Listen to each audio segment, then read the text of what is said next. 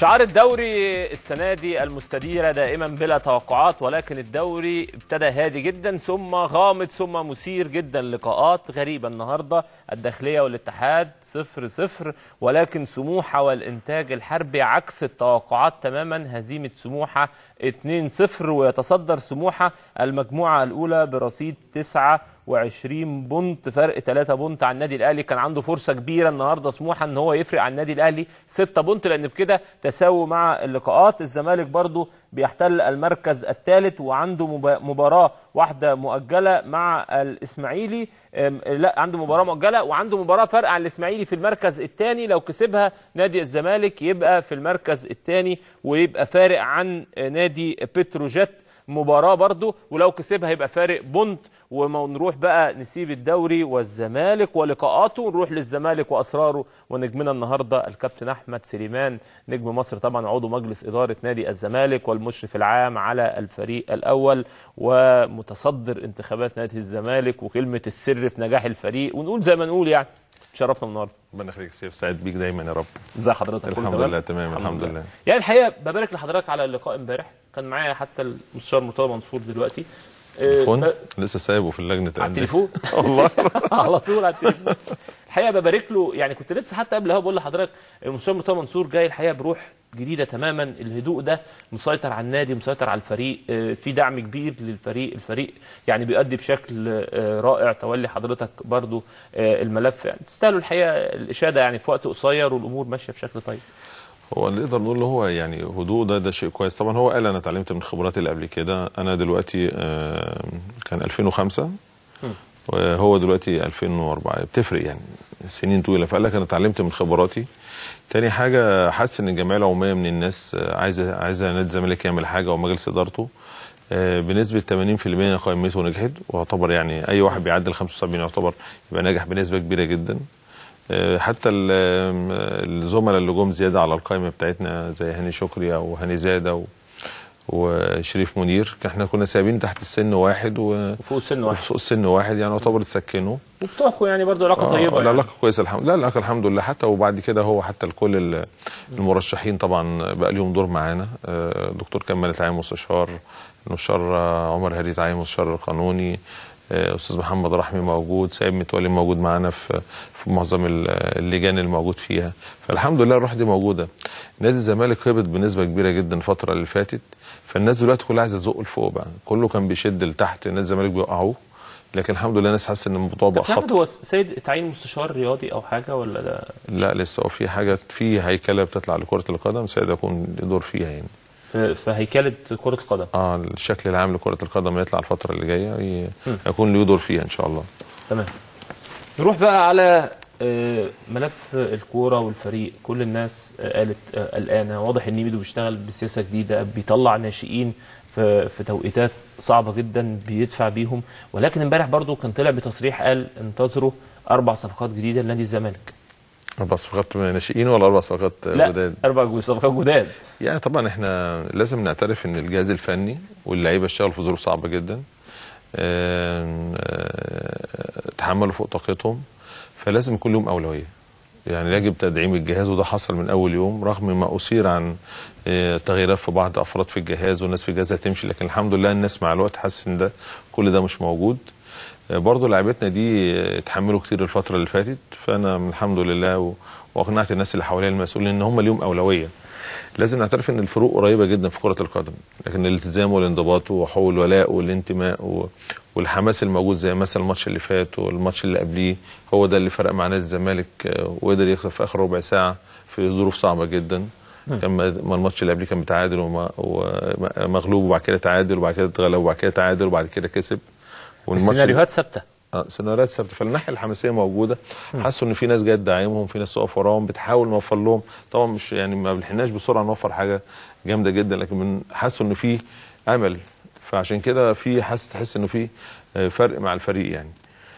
فالحاجه اللي جديده هتبقى افضل الحدود، انزمك من الهيصه بتاعت زمان ان يلا نشير يلا ومش عارف، حتى في حماس ليه على الفيسبوك والناس بتبعت لي ازاي يا كابتن عايزين صفقات وبتاع. الهيصه بتاعت زمان والاونطه، لو جبت لك حضرتك الناس نادي الزمالك اتكلف صفقات قد ايه 10 سنين اللي فاتوا وما استفادش منها، هتزعل. النهارده كنت قاعد مع المحامي اللي هو اللي بياخد الحاجات القانونيه بتاعت اللي هي الحاجات اللي بره، تزعل من اجوجو ومن رزاق وكل الناس دي. فلوس رهيبه جدا نادي الزمالك يتحملها الفتره اللي جايه، ربنا يستر يعني ما يتحكمش للناس دي بحاجات هيحسوا نحس بازمه كبيره جدا لو الناس اللي رفع علينا قواضي دي كلها. فالفتره دي يعني تحط الحاجه في مكان الصح.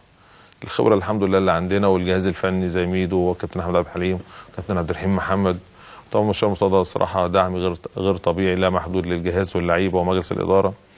فكل ده مش هيبقى فيه يعني الهيصه بتاعت زمان. الحاجه اللي هتيجي تحط في مكانها المظبوط، الاحتياج الفعلي بتاع الفريق طبقا لظروفنا وامكانياتنا. تاني حاجه مش ما فيش بقى حته الاهلي والزمالك. يعني سامع من يعني انا نزلت كان في امر دوت اللي هو بتاع احد حضرتك شغال فيسبوك جامد يا كابتن احمد. انا يعني امبارح الناس بيقولوا كابتن احمد نزل بوست تهنئه على الصفحه بتاعتك على الفيسبوك بعديها بدقيقتين، بعد الماتش بدقيقتين. لا ده انا قلت لا انا بس خارج مبروك لينا وليكم وخلاص يعني حاجه كويسه يعني. لا حاجه كويسه جدا طبعا. لا يعني انت هو اسمه تواصل اجتماعي يعني. كان ايام انا اشتغلت في حاجه جامد جدا ايام الانتخابات، كنت بتحب تنزل مثلا برنامج معاك اوضح للناس. حضرتك كابتن احمد ولا حد قاعد عليه بقى؟ لا انا حضرتك لا انا التليفونات امرها سهل دلوقتي وبتاع بس صعب جدا الناس كلها بتطلب لنا رد وعمليه صعبه فلازم يعذروني يعني. فبعمل لايك كده للحاجه البسيطه. في ايام الانتخابات كنت طبعا انت عشان توصل لاعضاء الجمعيه العموميه وتوصل للناس الزملكاويه فكرك وارائك، فكنت على طول كان ناشط شويه ايام الفتره. يمكن دلوقتي قل يعني من اسبوع لاسبوع يبقى في حاجه يعني. بس انا كاتب قبل ما انتظروني مع سيف ان شاء الله. ده شرف لينا كابتن. ربنا يخليك. الله يخليك كابتن. يعني برضو حضرتك قلت جمله محترمه جدا، قلت الزمن غير الزمن واللي فات ده لا يمكن يرجع تاني. انا الحقيقه اكتر واحد كنت معترض عليه، يعني كنت معترض ان كل واحد يجي علشان يصيد او يعمل حاجه لنفسه، يروح يجيب لعيب ويجيب التيشيرت ويتصور معاه وبتاع وانا جبت فلان وانا جبت فلان. اهم من ان انت تبني فريق. فاكيد برضو حضرتك بخبراتك في السنين دي مركز ان حضرتك تبني فريق او تبني فريق نادي الزمالك يستمر سنين. ازاي الفريق ده هيتبني؟ هل بصفقات؟ هل بناشئين؟ هل باستقرار جهاز فني؟ اول حاجه لازم نعترف بيها ان في جهاز حس باستقرار غير طبيعي. ومش لازم تحس انت المجهود اللي عملته ايه يعني. الناس مش لازم ان انت النهارده اطلع اعمل الشو واعمل الهيصه دي كلها، لكن الجهاز الفني كلهم مقتنعين دلوقتي ان في ناس في ظهرهم، ناس واقفه وراهم مهما يكون في تخبيط فيهم، لكن في حد بيساندهم. مفيش محاسبه دلوقتي خالص، لو في حاجه تبقى قدام مع اللونج ران الطويل يعني. الحمد لله دلوقتي في ملاعب هتفتتح خلال شهر بكتير قوي ان شاء الله. ملاعب كره قدم هنحاول ان شاء الله بنجيب موافقه من السيد الوزير ومن الشركه اللي نعمل مبنى ملحق بالملاعب دوت، يضم جيم ويضم ملاعب، يضم غرف ملابس، يضم سكن للعيبه المتغربه، حاجه مستوى. يبقى المكان ده كله قفلت عليه كره القدم وبعض الالعاب زي السله والطايره، فتبدا تهتم بالناشئ الزمالك. وديك شفت رغم ان لو دخلت ومريت في نادي الزمالك تزعل على حاله الملاعب الموجوده. والنهارده في ناشئين الحمد لله كابتن ميدو دفع فيهم ولسه برضو عنده تاني ولسه ماضيين عقود احترافيه للعيبه طالعه جديده. اخدتني حضرتك برضو في حته مهمه موضوع الملاعب ده، يعني طالما رحنا له كان في دايما ينفط موجوده. طيب قبل بس مثلا حضرتك السؤال ده، يعني في واحد حضرتك اشدت بيه والمستشار مرتضى منصور وميدو مدير الفني لنادي الزمالك اشاد بالكابتن عبد الواحد السيد كابتن نادي الزمالك في الفتره الماضيه وتالق كبير جدا ليه. هو معانا على التليفون اهو، نبارك له. كابتن عبد الواحد مساء الخير. مساء الخير يا كابتن سيف. طبعا بحيي كابتن احمد سليمان ومدربي والناس المحترمه بحبها جدا يعني. ربنا يخليك. عوض مبروك امبارح وكان ليك دور فعلا للفريق امبارح، قائد فعلا للفريق فعلا. ربنا يخليك يا كابتن، متشكر على الكلام اللي لا قائد بره وجوه. يا ربنا يوفقك ان شاء الله ويا رب مع السنين اللي جايه. طبعا انا عارف ان الحمل تقيل عليكم وربنا يوفقكم معانا وان شاء الله ان انتوا تنجحونا واحنا ننجحكم كمان ان شاء الله الفتره اللي جايه دي بامر الله. لا انا لسه بقول انتوا استحملتوا كتير اللعيبه الفتره اللي فاتت والجهاز، ان شاء الله ربنا يكرمنا احنا كمجلس اداره نعوضكم على الفتره اللي فاتت دي ونرجع تاني للوضع الطبيعي وندي لعيبتها وضعها الطبيعي في وسط نادي الزمالك. انا عارف ان الحمل صعب عليكم والحمد لله احنا كلاعيبه يعني ان شاء الله هنستحمل معاكم كمان ونعدي بس المرحله اللي هي تعتبر صعبه قوي دي وهم نسعد جمهور نادي الزمالك ان شاء الله يعني. بس انت حسيت ان في لمسات يعني موجوده وبصمات بدات تظهر؟ كتير. لا في تحسن كتير. بس انا ما بقولش والله كابتن احمد حتى من بدايه من مجلس الدكتور كمال درويش يعني الحمد لله الامور بدات تتحسن وانتوا جيتوا يعني ما شاء الله يعني زودتوا الكلام ده وبدا اللعيبه بدات ان شاء الله تحس يعني ان شاء الله مع مجهود حضرتك ومجلس الاداره كله ان شاء الله. يعني ابتدت تندع يا كابتن؟ نعم ابتدت تندع؟ الكابتن احمد ان شاء الله وعدنا بحاجات كويسه قوي، وكان بيتكلم معايا على بعد الماتش في حاجات يعني ان شاء الله يعني هتفرق يا رب ان شاء الله الفتره اللي جايه يعني ان شاء الله. ان شاء الله باذن الله. كابتن عبد الواحد الحقيقه يعني مش ببارك لحضرتك طبعا على مستواك، انت ما شاء الله جون كبير، ولكن دايما في الفترات الماضيه كان هناك ازمات كتير داخل نادي الزمالك، والفتره دي بالذات ليك كذا دور، يعني دور في لم الفريق، ليك دور انك حضرتك كابتن فريق، ليك دور ان انت كحارس مرمى يعني قافل الحته دي تماما وعامل ثقه للعيبه، يعني واضح ان في معنويات مرتفعه جدا عندك ما شاء الله يعني. والله طبعا انا يعني ميدو اول ما جه النادي كان في قعدت انا وهو مع بعض والامور بقت واضحه، فكل واحد اشتغل في دوره وكل واحد عارف الدور بتاعه كويس قوي، وانا عارف دور انا كويس قوي في الفرقه.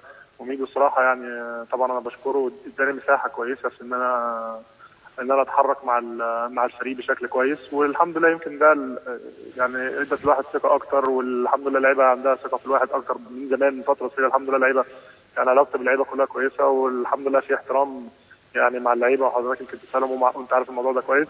فحقيقي فعلا ميدو لما جه يعني انا بالنسبه لي انا فرق معايا كشخص يعني في المعامله وفي الملعب، وحسيت فعلا ان انا فعلا ده نادي الزمالك اللي انا عايزه يعني. وطبعا ان شاء الله مع المجلس الجديد والكابتن احمد سليمان وان شاء الله الامور هتختلف ان شاء الله ان شاء الله. كابتن عبد الواحد ازاي بتقدروا تحلوا اللغز بتاع الفروق السنيه ما بين اللاعب ذو الخبره الكبير او اللاعب الشاب الصغير؟ ازاي بتقدروا تجمعوا الدنيا دي وتبقوا صف واحد زي المشهد ما احنا شايفينه كده؟ لا والله انا بص الحمد لله احنا بنتعامل في الفرقه كاسره واحده، يعني ما اللعيبه الصغيره بتحترم اللعيبه الكبيره، واللعيبه الكبيره دايما بيبقى في كلام مع اللعيبه الصغيره، فالعمليه ماشيه بالحب الحمد لله يعني. الدليل ان اللعيبه دي يمكن الكابتن احمد عارف بتسكت كتير عشان خاطر اللعيبه الكبيره، سواء انا وفتح الله او سمير. كان اللعيبه بتطلب مننا ان احنا الفلوس بتاعتنا والمتاخرات وعلينا وعلينا وعلينا، فاحنا كنا لما نقعد نتكلم معاهم من هدي. فالحمد لله اعتقد ان دلوقتي مع الناس اللي موجوده الجهاز الفني والمجلس الجديد ان شاء الله الامور هتختلف يعني. بالعكس انا من وجهه نظري لو فرغت لعيب نادي الزمالك للملعب بس، اللعيبه دي هتفرق كتير قوي طبعا. يعني اللعيب يركز في الملعب فقط لا غير، يركز في الشغل بس فقط لا غير، يبقى كل واحد في نادي الزمالك عارف دوره كويس. دي الميزه اللي يمكن بدات مع مجلس الدكتور كمال درويش والكابتن ايمن يونس، ان كل واحد بدا ياخد شغله. دي طبعا الكابتن احمد سليمان والاستاذ مصطفى كملوا الموضوع ده، وان شاء الله هيزيدوا كمان واكتر. ميدو كل واحد في الجهاز، فرد في الجهاز عارف دوره، اللعيبه الحمد لله دلوقتي كل واحد عارف دوره كويس. اتمنى ان شاء الله احنا ماشيين في افريقيا بشكل كويس ودخلنا دوري المجموعات الحمد لله، ده الخطوه الاولى. الخطوه الثانيه ان احنا ان شاء الله ننافس بقى ونعدي الدور الثمانيه اللي احنا بقى لنا موسمين ورا بعض بنخرج من الدور الثاني بشكل مش حلو. ان شاء الله كمان في يعني بدانا ماتشين ورا بعض في الدوري العام الحمد لله، بدانا نخش دلوقتي ثالث، ونطمح ان شاء الله ان احنا نطلع من اول او ثاني المجموعه عشان نخش في المربع الذهبي. هو ده يعني تفكير اللعيبه عامه ان شاء الله يعني. وانا ككابتن فرقه ده كلامي دايما معاهم، وان شاء الله بس نسعد جمهور نادي الزمالك، لان هو فعلا الجمهور صبر معانا كتير قوي. معلش طبعا نسيب الكابتن ايمن طاهر اللي هو كان ليه دور كبير قوي في الفترات اللي انا دايما حتى لما المستوى بينزل شويه الراجل بيبقى واقف معايا، ومن الشخصيات اللي انا بحترمها يعني. حقيقة يا كابتن يعني بشكر حضرتك وبتمنى لك كل التوفيق ان شاء الله باذن الله، من نجاح لنجاح ومن تالق لتالق كده. كابتن عبد الواحد السيد حارس مرمى نادي الزمالك ومنتخب مصر، يعني كلام الحقيقه كلام يفرح. لا طبعا ابو واحد لعيب قديم، ونادي الزمالك اللي فضل عليه يعرف قيمه نادي الزمالك كويس جدا. كابتن وقائد في الفريق بره وجوه الملعب. في روح يا كابتن، انا مبسوط ان في روح كده. الحمد لله في روح في كل حته الحمد لله. يعني في مصر ده انا خلاص بقى داخلين على مراحل مهمه جدا الفتره اللي جايه يعني. اللي علقت عليها الناس كتير دي الصوره دي. يعني مصر كلها سابت المكسب وفضلت دي ايه اللي كنت حاطط في دماغي ان انا اسال مستشار بس نسيت خالص. لا هو هشام الناس فاكره ان هشام جه من الملعب، هشام موجود في بره في المدرجات، بره في المدرجات قاعد جنبينا، وانت عارف ان مفيش غير 40 50 واحد، فكلنا بنكلم بعض صدى الصوت يعني هو قاعد معاكم اصلا قاعد جنبينا فهو بيتكلم معاه في حاجه كده فمش عشان الناس محدش يسمع هو اللي انا امبارح سمعت تعليق الكابتن هشام يعني في احد الفضائيات يعني قالوا له كده فقال لهم لا خالص وبتاع واتكلم عادي وقال لا ده كان في طلع اشاعه ان انا يعني ان هم هياكلوني فهو بيقول لي لا يعني الاشاعه دي مش مظبوطه. لا مش موجود خالص. انا وراناش حاجه نرد الاشاعات يعني سووا كل حاجه بدل. احنا عايزين برضه الفتره اللي جايه لازم بامانه وانا موجود معاك دور الاعلام الفتره اللي جايه حتى احنا هننظم حته الاعلام حتى مع الفريق الاول ومع النادي. عندنا تمرين اتفضلوا قبل التمرين ب 10 دقائق تحضروا نص ساعه من التدريب وبعد كده وشكرا وفي منسق اعلامي على الواتساب والكلام ده كله ينزل لك اي حاجه لعيبه تصاب عشان مين المنسق الاعلامي؟ هشام واحد اسمه هشام رشاد. ده ممتاز. لا مش هشام رشاد اللي هو مش بتاع التلفزيون. لا هشام رشاد اللي هو قريب ميدو. قريب ميدو بس ولد ممتاز الحقيقه. لا ده حاجه اخلاقه متربي في النادي على طول يعني. لا ومثقف ومكسب كبير. ما اعرفش رشاد دي لا انا اعرف هشام على طول يعني. لا ما حبيبنا انت حبيبكم على طول بس وحتى بالنسبه في احدى القنوات اللي هي الحياه طبعا متعاقده هيبقوا نص ساعه قبل التمرين برضه يعملوا لقاء مع اي حد في الجهاز طبقا للعقد ونص ساعه بيحضروا التدريب وخلاص يعني. اقول لك حاجه انت صدقني اتفضل. احنا مهم عندنا ان الزمالك يبقى كويس. ما هو ده الزمالك كويس يبقى الاهلي كويس يبقى الفضيات كويسه والاهلي ان شاء الله يبقى كويس كل الانديه تبقى كويس هو ده اللي يسعدنا بغض النظر يعني ناخد ايه تنظمه ازاي اي حاجه بس تبقى الانديه دي واقفه على رجليها وتبقى الدنيا كويسه. لا ما ده اللي احنا عايزينه الفتره اللي جايه دي حتى اللي النهارده لو في كوره وفي جماهير اتفرج بقى في يعني برضه لازم اعيد تاني 2006 و2008 والاهلي لما راح ثالث العالم في اليابان وخد ثالث العالم والحاجات دي كلها شوف المنظر كان عامل ازاي في البلد شوف الكوره كانت عامله انتعاشه كان في ازمه اقتصاديه والناس مش حاسه بيها طبعا. لكن النهارده الحاجه الرفاهيه الوحيده اللي هي الساعه ونص حتى مش مستمتع بيها ببلاش كده اقعد اتفرج استمتع بماتش واتشدي معاه واعيش جيم وحاجات زي كده كفايه الضغوط اللي عليا في شغلي في بيتي الناحيه الاقتصاديه فانت النهارده الكوره ترفيه يعني. صح. كابتن احمد لجنه الكوره في النادي الاهلي واضح ان هم لغوها في نادي الزمالك كل شويه نسمع اسامي هنجيب اسامي من المجالس السابق هنجيب رموز نادي الزمالك تمسك لجنه الكوره في لجنه الكوره انا دايما بحس لجنه الكوره دي راحه جايه في كل نادي واسامي وزحمه وناس ولكن مش عارف هيبقى في لجنه كوره ولا مفيش؟ هو مش يعني انا ماليش دعوه بنادي يعني هيعمل ايه يعني انا بعمل حاجه اسمها اداره كره القدم مش لجنه كوره ده هدي كره القدم يعني مفيش لجنه لا هي اداره كره القدم يعني يعتبر مجلس اداره لكره القدم كويس بتضم ناس من مجلس الاداره وبتضم ناس فنيين على مستوى عالي جدا ناس خدموا نادي الزمالك يخططوا لكره الزمالك يعني مش احمد سليمان يعني زي ما طلب مني انا ابقى كل حاجه ده انا مش هبقى كل حاجه. ما هو كابتن احمد التجربه دي ما نجحتش غير في النادي الاهلي لاسباب الناس برضو مش فاهمه لجنه كوره نجح في النادي الاهلي كانت مكونه من 3 انفار كابتن محمود الخطيب كابتن حسن حمدي كابتن طارق سليم اصحاب قرار بيخلصوا وياخدوا القرار يدخلوا موضوع المجلس خلاص المجلس ده اصحاب قرار او لجنه صاحبه قرار اداره الكوره دي هيبقى في ناس اصحاب قرار يبقى فيها اصحاب قرار ما انا مجلس اداره مفوضني دلوقتي كاحمد سليمان لكن انا مش عايز الموضوع تختلس القصه تختلس كلها في احمد سليمان ممكن انا ابقى ارضى وانا احمد سليمان ابقى كل حاجه وانا المهيمن وفعلا مجلس الاداره اداني السلطه دي واحد تاني هم قالوا ان حضرتك اتكلمت اوريدي مع بعض يعني الاشخاص داخل نادي الزمالك رموز نادي الزمالك في اللعبه ومنهم اعضاء مجلس اداره سابقين طبعا ماشي بص حضرتك محمد الدمرداش مصمم عليها فبقى له ربع ساعه بيقولها لي عايز اقولها حضرتك اتكلمت مع حازم امام مظبوط ولا حازم امام ان شاء الله بيكون موجود معانا باذن الله حازم امام ده قيمه كبيره جدا ازاي بقى بره نادي الزمالك وازاي ما بقيش له دور في نادي الزمالك ومش معنى ان هو كان في مجلس سابق او لا والمستشار مرتضى منصور مرحب ان يكون حازم امام موجود ازاي لازم النهارده نادي الزمالك سيبك من العشوائيه. كابتن ايمن يونس موجود معاكم؟ ايمن رافض الفتره اللي جايه يكون موجود يعني عنده حاجات ظروفه مشغول بحاجات كده هو طلب يعني احنا كنا عايزين نجيبه في حاجات لكن هو طلب هو قال يعني ما انا اقول انا حاسس انا خلاص انا فقت من الحاجات اللي حواليا لانه كان شايل هم كبير فعلا لازم نعترف بالمجهود اللي عمله الفتره اللي فاتت كان شايل ملف كبير جدا كره القدم انا حسيت فعلا بالمعاناه انا ما بنامش بامانه يعني عندي شغلي وطلع من اسكندريه امبارح وراجع الساعه 2 بالليل ورحت على مكتبي وبعد كده رحت مشوار لجنه الانديه وجيت عليك ارهاق غير طبيعي انا يعني ازرت ايمن يونس الفتره اللي فاتت وانا مش عايز كده ان احمد سليمان هو يعني ممكن واحد تاني يفرح غيري ويبقى هو المسيطر وهو المهيمن لا في حضرتك فرحت كتير يا كابتن احمد لا الحمد لله لا احنا جايين نخدم النادي وجايين نخطط صح يبقى ناس محترمه بتدير كره القدم من مدرسه الكوره طول عمر نادي الزمالك ولاد في الناشئين تعالى محمد ابراهيم النهارده عمر جابر منين حازم امام كل ده نادي الزمالك كل اللي طالع النهارده يوسف والشباب كله حتى اللي طالعين دلوقتي كله نادي الزمالك طول عمره بيفرغ ناشئين على مستوى عالي جدا فالنهارده عايزين تخطيط محترم من مدرسه الكوره من الاكاديميات للفريق الاول بقى في تخطيط والناس بتحط سياسات وفي تنفيذيين بيشتغلوا في اداره تعاقدات محترمه في اداره استثمار لفريق كره القدم لان النهارده لازم تكون تكفي تجيب امكانياتك عشان تقدر تطور من هذه المنظومه الجميله اسمها كره القدم. فكل ده هيبقى موجود بلجان محترمه ومقررين، تبقى موجود في كيان في نادي الزمالك يعني. انا كابتن من الحاجه برضو اللي الناس ركزت عليها امبارح يعني برضو وراحوا لها رغم يعني نجاح الزمالك وانتصاره امبارح، اليوفط اللي انتوا شلتوها من على الملاعب ده ايه موضوعها؟ او على الجيم؟ لا هو طبعا المستشار مرتضى منصور فكره ان طبعا في ناس بتخدم نادي الزمالك. وطبعا هاني عتال طبعا عمل حاجات للنادي والدكتور محمد عامر. مش انا قال انا عملت، هو عمل مثال بيه يعني، قال لك انا عملت وصرفت كتير، وفعلا صرف كتير على ايدينا يعني الايام اللي فاتت واللي قبليها. وقال انا ما طلبتش، يبقى المبدا ان هو مش عايز اللي يعمل حاجه يصرف حاجه يحط يعني. تمام. ما في ناس عملت حاجات كتير جدا ما حطتش. في حديقه لطيف دي كان ممدوح بيه عباس صرف عليها كتير يعني ما حطش اسمه. فهو قال المبدا مش موجود يعني. المبدا ما بقاش موجود ان انا اصرف حاجه ابقى اعملها، يبقى كل واحد النادي. عايز اقول لحضرتك قبل ما نطلع هوا كنا بنتكلم في الموضوع ده، كان مهيب معانا في الاوضه، كنا قاعدين كلنا بنتكلم وشريف ودمداش كل الناس، كلنا اتفقنا ان الموقف ده يعني فعلا من وجهه النظر دي قبل حتى ما اسمعه من حضرتك، والله هم سامعيني دلوقتي، ان الناس دي قيمه في نادي الزمالك اكبر بكتير يعني هاني وكابتن حازم امام وصندوق عبان، كل الناس دي وهاني زاده وكل الناس دي اكبر من ان انا اقول ان انا عملت دي اهداء. انت عملت لنادي الزمالك طبعا يعني وجهه نظر الحقيقه. كابتن سمير زاهر طبعا رغم ان هو انا من الناس اللي ليها معزه خاصه عندي، وطبعا وعم حضرتك. طب اتحاد الكوره يعمل له ايه بقى؟ ده شامل كل المبنى ده باسمه الراجل على الانجازات اللي عملها دي كلها يعني. تمام.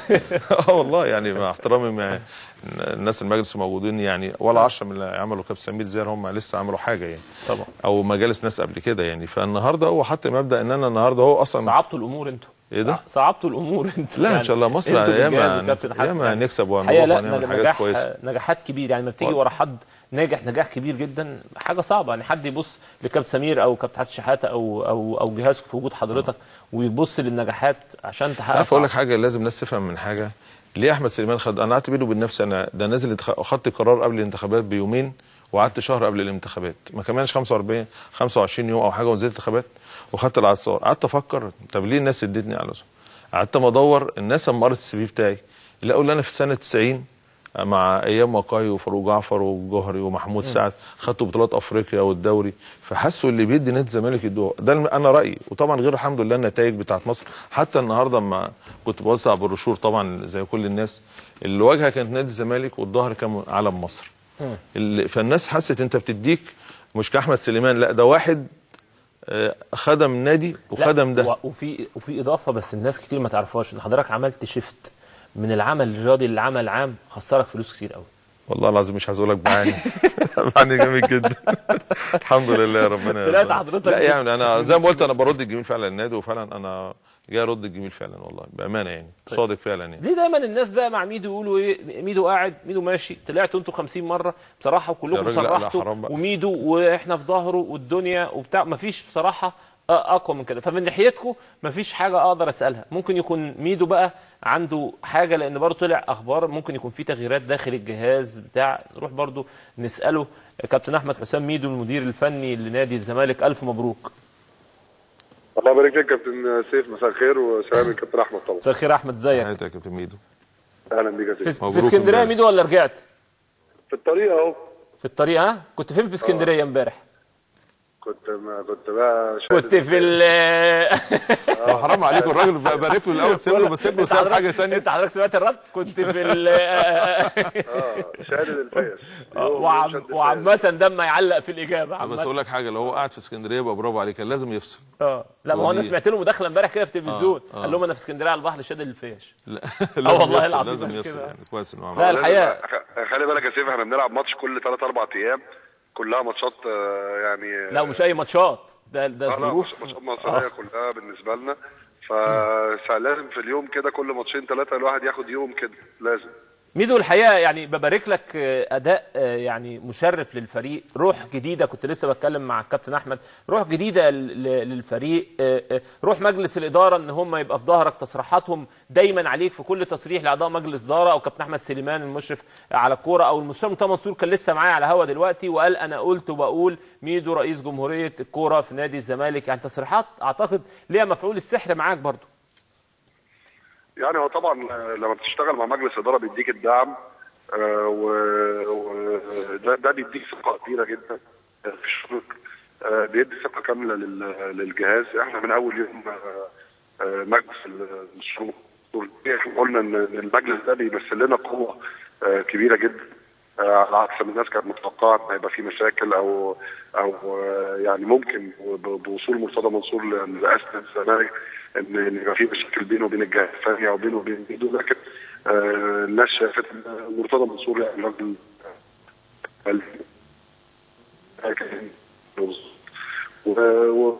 والحقيقه هو داخل نادي الزمالك المره دي بشكل مختلف، وده اللي احنا بنأكده ان هو بيدي لكل واحد الشغل بتاعه اللي هو بيجيد فيه، بيدي لاحمد سليمان الحته اللي بيجيد فيها، بيدي لميدو الحته اللي بيجيد فيها، لكل واحد المهمه اللي يقدر ينجز فيها لصالح نادي الزمالك. الحقيقه احنا سعداء بالدعم ده، وكنا محتاجين الدعم ده في وقت كان صعب علينا في الفريق، لكن الحمد لله يعني من اول ما هم تولوا المسؤوليه احنا ماشيين كويس جدا حتى من قبليها، وان شاء الله نكمل بنفس الشكل باذن الله. ميدو، يعني كان في تصريحات بعد ماتش وادي دجله، المدير الفني قال ان في بعض اللعيبه عايزين يروحوا، وانت قلت نادي الزمالك اكبر من كده بكتير، رايك ايه؟ لا انا مش عايز اكبر والله الموضوع بتاع تصريحات المدرب بتاع وادي دجله، هو ممكن وصل له صوره غلط ان احنا بنتفاوض مع لعيبته او حاجه، احنا ما بنتفاوضش مع حد من لعيبته ولا اي حاجه. حتى اللعيب الوحيد اللي عندهم اللي هو كان نورين يجي نادي الزمالك ده لعيب فري، ولعيب يعني احنا قوانين الفيفا ان احنا نتكلم معاه، ورغم كده لا عايز يتكلم معانا، قلنا له لا استنى نسال ماجد ثاني هل انت فعلا عقدك منتهي ولا لا. فهي دي طريقه الشغل اللي احنا بنشتغل بيها، احنا بنحترم كل الانديه وبنحترم تعاقدات كل الانديه، والكابتن احمد سليمان معاك حتى يعني احنا شغالين في خط واحد، ان حتى لو في مزايده من انديه او انديه منافسه على لاعب معين احنا بنترك اللعيب ده، يعني حتى لما يجي لعيب وهو بيتكلم معانا بيجيب لنا سيره النادي الاهلي او بيجيب لنا سيره اي نادي ثاني هو عايز ينضم ليه، بنقول له اتفضل، يعني احنا مش هنخش في مزايده مع اي نادي علشان خاطر اللعيب. فممكن تكون الصوره بنقولها له غلط، بس اتمنى ان تكون الصوره وصلت له بالشكل الصحيح. يعني هو دلوقتي مسار على بعض المواقع ان ميدو اراد ان يكون مورينيو ولكن لم ينجح، رايك ايه؟ لا مش هرد. سيف انا عندي شغل اهم كتير بس كده. برافو عليك يا ميدو، برافو عليك. صح. انا يعني انا راجل، يعني عندنا مهمه كبيره جدا، وهي الصعود بنادي الزمالك للمربع الذهبي والمنافسه على بطوله الدوري والمنافسه على البطوله الافريقيه. فيعني انا اسف مش هقدر ارد على التصريحات دي. يعني هو الحقيقه انا اللي مبسوط وسعيد جدا، كلكم اتغيرتوا مره واحده، يعني كل حاجه متغيره في الاهلي والزمالك مره واحده. الحقيقه ردود يعني انا بالحقيقه بحييك وبشكرك عليها، بس انا شايف الحقيقه ردود، يعني وانت بترد عليا كابتن احمد بيرد عليا نفس الرد اللي انت بترده من غير ما نكونوا سامعين بعض. لا يعني اصل انا مش عايزين نخش في اي مهاترات طلعنا بره تركيزنا. احنا عندنا مهمه معينه جايين ان شاء الله نقضيها بنجاح، فمش عايزين حاجه تطلعنا بره تركيزنا، لكن في نفس الوقت مش عايزين نسمح لحد ان هو يدخل اسم نادي الزمالك في مهاترات. برافو عليك. يعني اسم نادي الزمالك اكبر من ان هو يخش في مهاترات، وعشان كده لما بنطلع نتكلم بنطلع الدفاع عن نادي الزمالك فقط، انما مش عايزين يعني نادي الزمالك اكبر من ان هو يتحط في جمله يعني الهدف منها هو المهاترات. يعني تمام. قول لي في دقيقه يا ميدو 3 حاجات بتحلم بيهم السنه دي. بحلم ان انا يعني ان شاء الله انافس على بطوله الدوري وبطوله افريقيا، دول الحلمين الاساسيين. الحلم الاهم ان انا نفسي اخس 20 كيلو يا سيف. طب بقول لك ايه، صليت الجمعه اللي فاتت ولا لا؟ صليت. شفت انا انت مش عارف انت مستغرب ان انا بصلي الجمعه. والله العظيم. طب والله العظيم اقول لك حاجه والله العظيم واحنا على الهوا اهو، مش انا بكلمك، انا اكتر واحد في الدنيا سعيد بتجربتك دي، وبقعد اتفرج على ماتشات نادي الزمالك ونفسي تنجح، ونفسي تبقى التجربه دي حاجه كبيره جدا، لان حاسس انها هتفرق مع كل الجيل اللي جاي. ان شاء الله باذن الله. ربنا يخليك يا سيف. ربنا يوفقك يا ميدو كده ويديك ان شاء الله، ويعني من سلام يا كابتن احمد، شكرا. ربنا يخليك، من نجاح لنجاح كده ان شاء الله باذن الله، وعزيمه زياده. بشكرك شكرا جزيلا احمد حسام ميدو المدير الفني لنادي الزمالك. روح الحقيقه يعني انت ومحمد الدمرداش تقعدوا ترددوا الكلام اللي بيحصل بقى. انت ومحمد الدمرداش شغال نار. الولع اقول لها تهدى شويه. الوحده تهدى شويه، عايزين ننجح، عايزين نشتغل. انت حضرتك قاعد قدامي حاسس يعني في ولع شغال. في حاجات كده بقولها على استحياء يعني. انا رايي يعني حتى البلد محتاجه هدوء، عايزه ننجح. انت متبني الموضوع ده، انا متابعك سيف على طول والله، الحمد لله ما شاء الله. عايزين ننجح حتى لو في مشكله نداري عنيها، يعني نكبر دماغنا، عايزين الخطوه تمشي.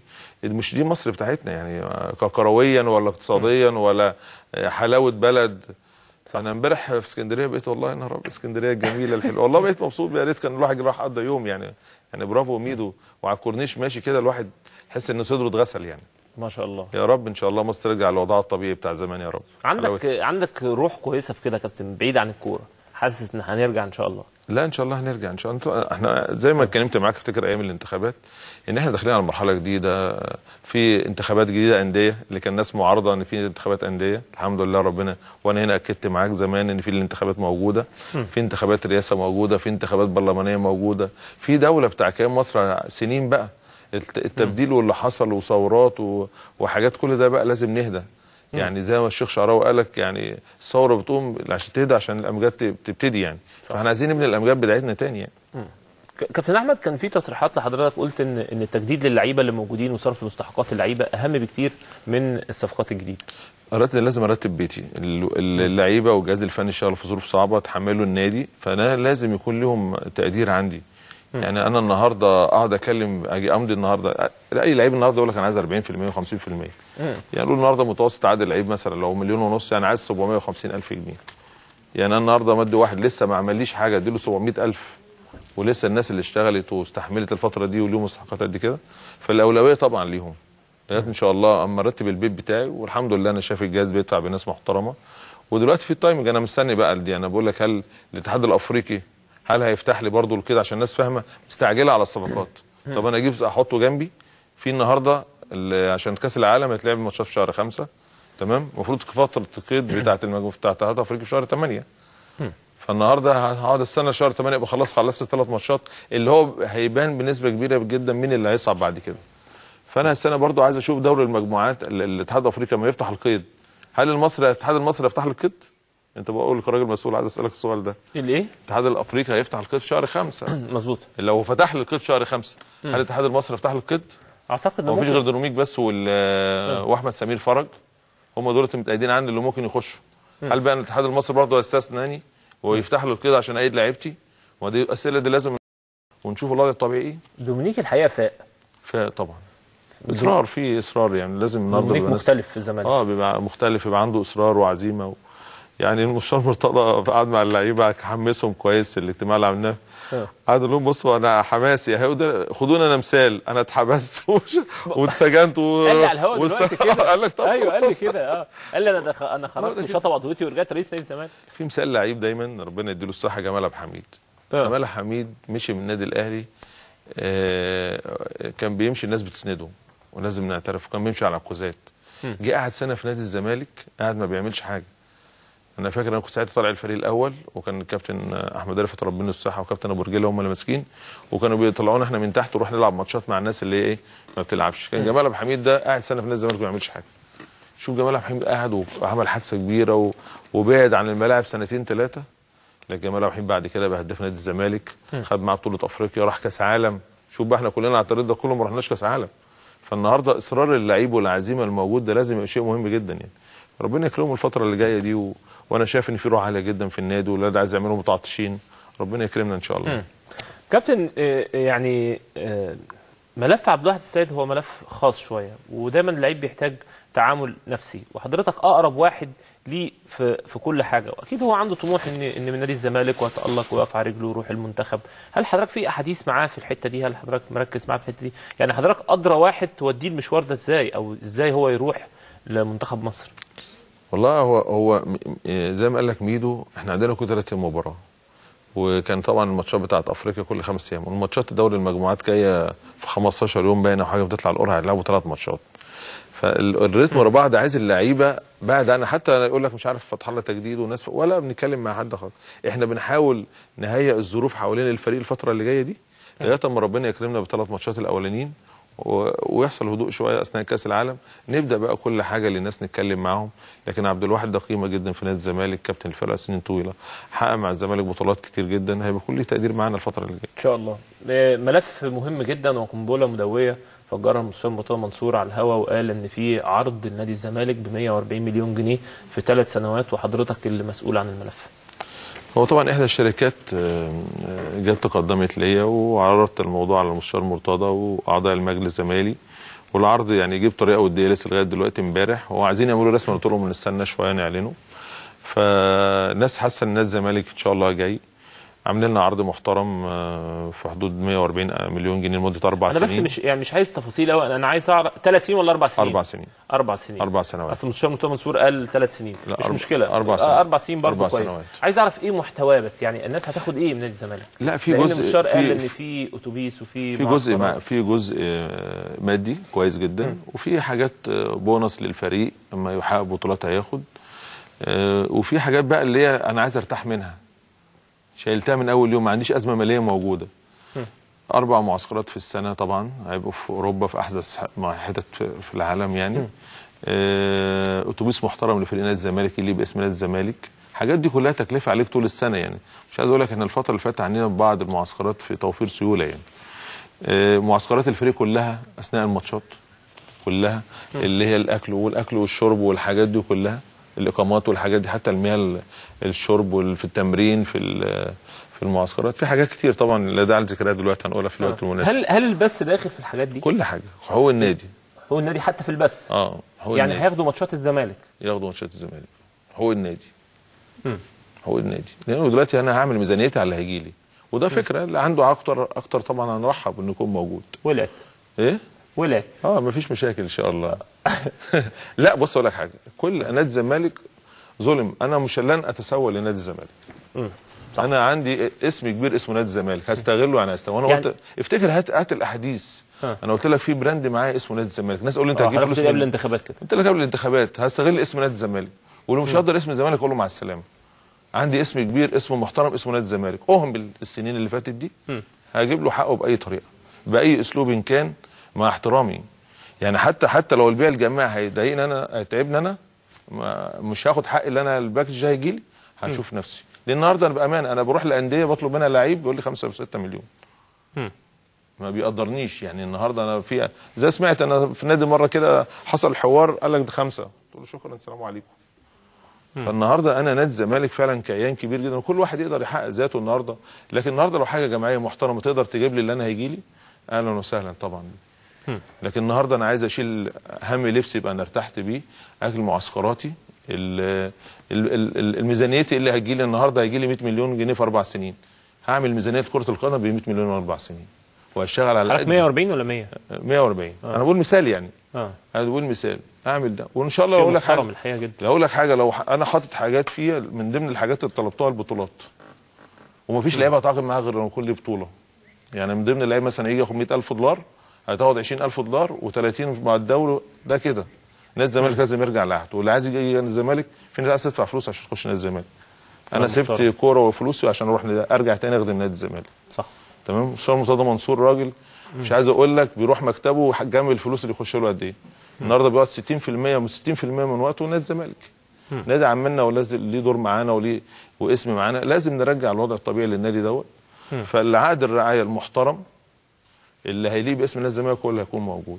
ومش ده بس، لو اي حد تاني عنده ان هو يعمل ديلز لنادي الزمالك الفتره الجايه وهيتعمل مزايده طبعا محترمه للنادي، يتشرف يخش النادي. قناه الزمالك مش مستعجل عليها. عندي حاجات كتير اولويات، مش عايز اميز ده. انا قلت لك كده قبل الانتخابات، ممكن اديك ايه برنامجك اقول لك قناه فضائيه ومش عارف ايه. هشتغل على حاجه. اول حاجه نادي الزمالك اهمل اجتماعيا ورياضيا الفتره اللي فاتت. لا تصدق ان هذا نادي الزمالك. لازم ارجع الناحيه الاجتماعيه للناس اللي اديتني ثقتها مع احترام برضو في جزء جماهيري وفي جزء اجتماعي. يعني حضرتك ماشيين بالتوازي الاثنين مع بعض؟ ماشيين بالتوازي طبعا، لن اهمل، لان في اهمال غير طبيعي لاعضاء الجمعيه العموميه الفتره اللي فاتت. مش عايز اقول لك، اقسم بالله رغم النادي ما اتعملش فيه حاجه، لكن اتعمل نقطه نظام، اللي معاه كارنيه هو اللي بيخش. النادي فضي، ده النادي كان يعني 50% من اللي كنت بشوفهم كل يوم. احكي لحضرتك حاجه. لا ده انا والله لا احكي لحضرتك حاجه بس بدون ذكر اسامي. طيب. واحد حبيبي جدا، يعني حبيبي جدا، لا مش في الصيد، حبيبي جدا في اتحاد الكوره. قاعدين بيقول لي ايه، كان في شخصيه كبيره جدا في نادي الزمالك، كل ما اروح الاقيها واقعد معاها وبتاع. فجاه اروح ما لقيتوش، بسال هو فين؟ قال لي لا ما هو قفلوا الباب وطلع مش موجود. والله العظيم بجد والله، ده في واحد انا بهتم بيه واتفضل طبعا الانتخابات وقعد يكلمني في الانتخابات، طلع في الاخر مش عضو، واخد بالك حضرتك؟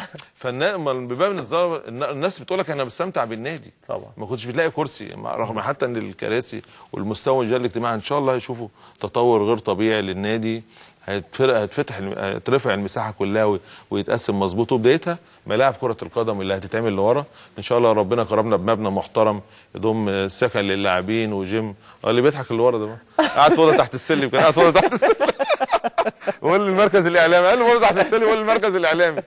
ده المركز الاعلامي في نادي الزمالك ده حاجه لازم بروفيشنال، انترنت وشاشات كمبيوتر وكراسي محترمه وتكييف مركزي، حاجه يعني تليق.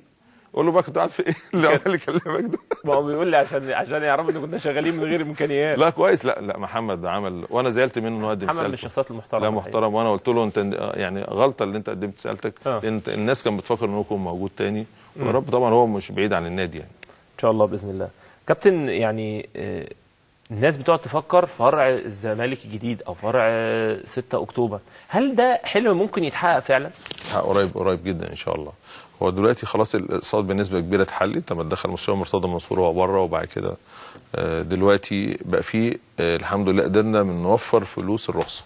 لو عملنا فلوس الرخصه هنجهز فلوس الرخصه تقدر تفتح العضويات، تبدا تتعمل. فلسه ان شاء الله في بعض الافكار المحترمه اللي هتعمل نادي محترم يعني في الوقت المناسب في القريب العاجل، يعني هتفتح العضويات فيه ان شاء الله. سمعنا عن خطوات عشان يعني اخلص ملف الكوره ده، انتوا جايين بروح جديده، وميدو مدي حقن دفع اللعيبه كبيره جدا، ولكن كان دايما ليه ميدو مصطلح كنت دايما بسمعه، قال لي في وجود الازمه الماليه انا مش قادر امسك اللعيب غير بالمشاركه، يعني انت ملتزم انا هلعبك، مش ملتزم مش هلعبك.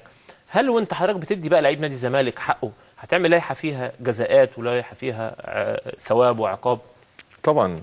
هقول لحضرتك حاجه، في بعض اللعيبه اتكلموا على الفتره اللي فاتت ان اللعيبه عملت حاجات مشاكل. قلت النهارده برضو يا جماعه لازم انت كراجل قاضي او راجل مسؤول بتدي قرارك. في ضغوط اتعرضت لها اللعيبه الفتره اللي فاتت، ممكن المستحقات مش موجوده، ما بلعبش، فبتلاقي ده صراع.